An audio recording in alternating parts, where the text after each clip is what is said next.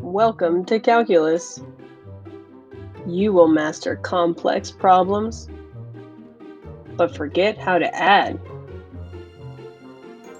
On this episode, Stevenson will demonstrate. Let's talk about rates of change. So we encounter average rates of change in such forms as average velocity, which could be miles per hour, growth rates of populations, which could be percent per year, and average monthly rainfall in inches per month. So the average rate of change of a quantity over a period of time is just the amount of change divided by the time it takes. In general, the average rate of change of a function over an interval is the amount of change divided by the length of the interval itself. Okay, so you could think of amount of change, so the change in the outputs over the change in your inputs. Remember the delta, the triangle just means change. So we have done rates of change. So review example 1 if you want to look at an example of that. So let's look at context because that tends to help support the mathematics. Experimental biologists often want to know the rates at which populations grow under controlled laboratory conditions. So figure 1.27 shows how the number of fruit flies, Drosophila, grew in a controlled 50-day experiment. So the graph was made by counting flies at regular intervals and plotting a point for each count and then drawing a smooth curve through the plotted points. So we can see this right here. So let's apply our idea of average rate of change. So use the points P, which is 23,150, and point Q, 45,340 in the figure above, to compute the average rate of change and the slope of the secant line of PQ. So let's interpret this point here. The input would be days, so 23 would represent time in days, so 23 days. The output is the number of flies. So this point says at 23 days, there was 150 flies. That was the output, or the number of flies. On Q, the day is 45, and then the output was 340 flies. Now, a secant line is literally just a line that goes through some kind of curve or figure at 2 points. Okay, so secant means 2 points.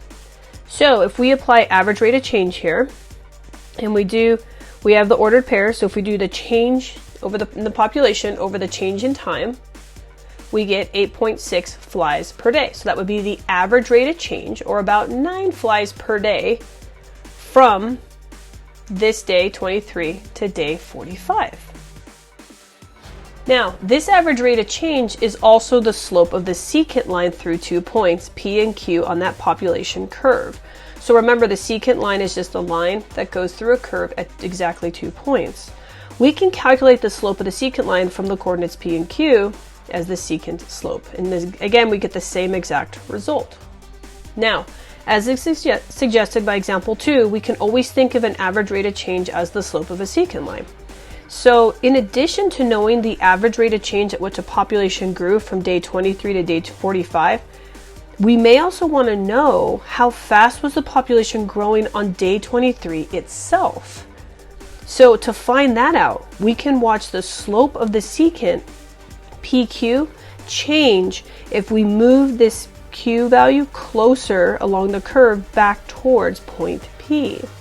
And then they give you a table of values. So what I want to do is demonstrate in Desmos what happens if we keep one of our points fixed and we move the other point closer to our initial value. I want to use Desmos now to demonstrate what would happen if we move those points close together. So I have an arbitrary curve, the blue one here, it's just a quadratic, and I have 2 points. So remember in the fruit fly example, we were talking about how we have a fixed value, and then we were talking about moving the second one closer to the original. Now don't worry about the numbers here, just watch what happens. So if I take the secant slope right now as it is, I would get a value. But if I move the second point closer to the first point, now the first point is the desired day, remember? So if I keep moving it, you could see the slope's going to change. But notice, as I get closer, I'm going to get a little more accurate to what that value is. Do you see how the space is getting smaller and smaller and harder to see? So even as I get closer, I'm more and more accurate. Now, what do you think will happen if I actually make them equal to each other? The line goes away. Because algebraically now, there's no distance here, right? So how do we find that? Now that you've seen in Desmos that if the second point gets right on top of the first point, it goes away, you're probably wondering, how are we going to figure this out? We want the slope of that tangent line, right? So let's demonstrate this. So let's illustrate this using our parabola. So I'm going to pick some arbitrary point. We'll call this one right here. We're going to call it A. And I'm going to go a certain distance away from it. We'll just say, I don't know, make this up.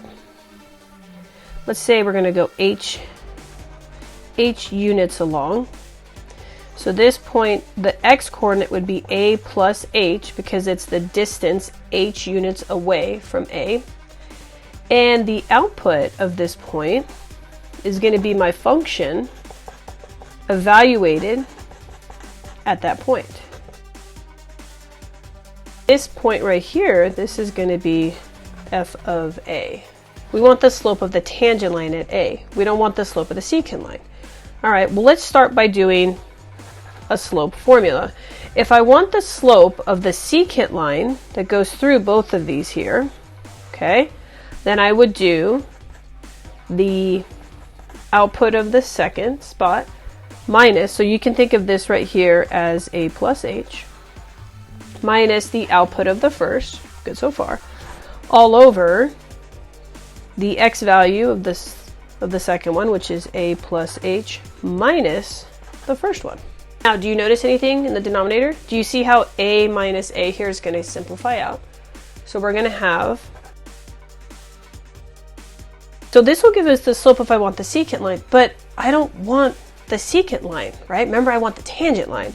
So what we're going to do is we're going to use limits. We're going to say, hey, you know this h distance right here? Let's make it go to 0. In other words, let's shrink this distance down until it is 0. We're going to let it go to 0. And what comes out is the slope at this one spot right here. Right there. It's the exact tangent line. So by the power of limits, we're actually able to figure out the slope of a tangent line. Remember, a tangent is just a line that goes through a curve at exactly a single point. So using this limit definition, you can actually find the slope of a curve at a single solitary point because of limits.